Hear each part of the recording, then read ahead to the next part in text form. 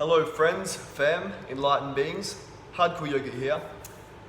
So this video, the title is The Benefits of Suffering, but I could have also titled it How to Move Through Suffering Effectively. Because while we can speak about the benefits of suffering, it's also equally important to speak about the method of how to move through suffering to get the result.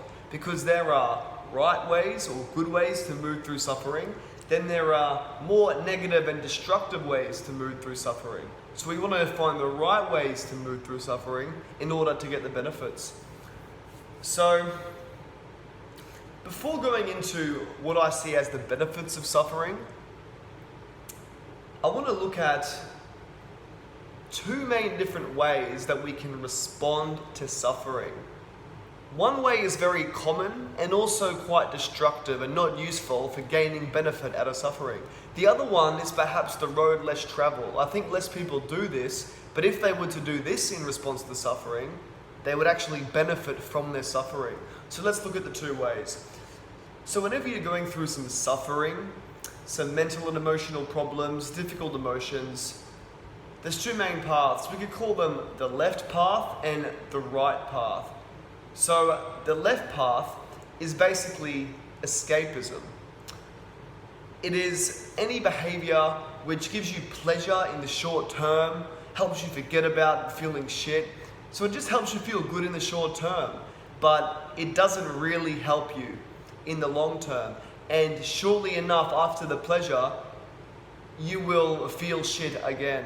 So things like food, drugs, porn, shopping, what have you. Anything, escapism can just be defined as anything which isn't serving you. So it gives you the temporary relief.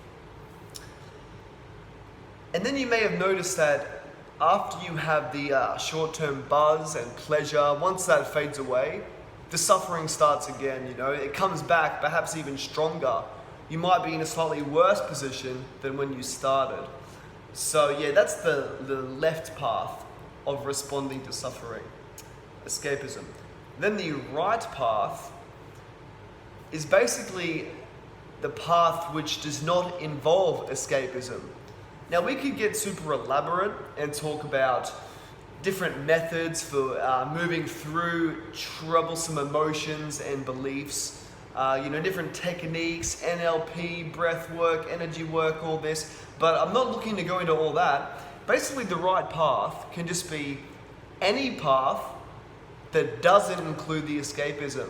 So you have suffering, the right path is just any response or action that is not a damaging behavior of escapism.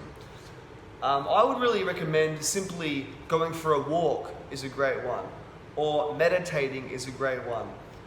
And what I'm going to promote here is not some elaborate techniques or methods to help get to the root of your suffering, get to the root of what is the belief or thought causing it, creating a new belief and thought. I'm not talking about that. That can be good in a time and place, but let's not talk about that. I think it's equally effective to basically just do nothing. Because actually the one little thing I might suggest is when the suffering comes, don't respond to it. When the suffering comes, don't do something that will distract your mind too much. Don't do something that will, get it off your mind, but rather do an activity where the suffering can actually maintain moving through your mind and body. So for example, a walk can be really good, and also meditation can be really good. So what happens is when you take the right path, rather than escaping the suffering, you allow yourself to experience it. It's counterintuitive. Normally when there's suffering, the first thing we want to do is escape it or to remove the suffering. But what I promote that I found so effective is actually to just experience the suffering. So go for that walk, do that meditation, and then the suffering and the thoughts and emotions of that will move through you. They will have a beginning, a middle, and end, and they will just sort of run through up until their end. Then the suffering will end. And then you will have insight about what that suffering is, what it was all about, why it was there, what you should do about it moving forward. You'll just have insights for how to move forward now. But you have to see the suffering through from beginning, middle to end to actually have the insight. But you see, when you do escapism and you just chuck in some stimulation to your system, it will stop the suffering in its tracks. But then when you stop it prematurely in its tracks, you don't get the insight at the end, then the suffering is just going to need to come back once the stimulation is done with. So whenever you do the escapism, the suffering just keeps coming back.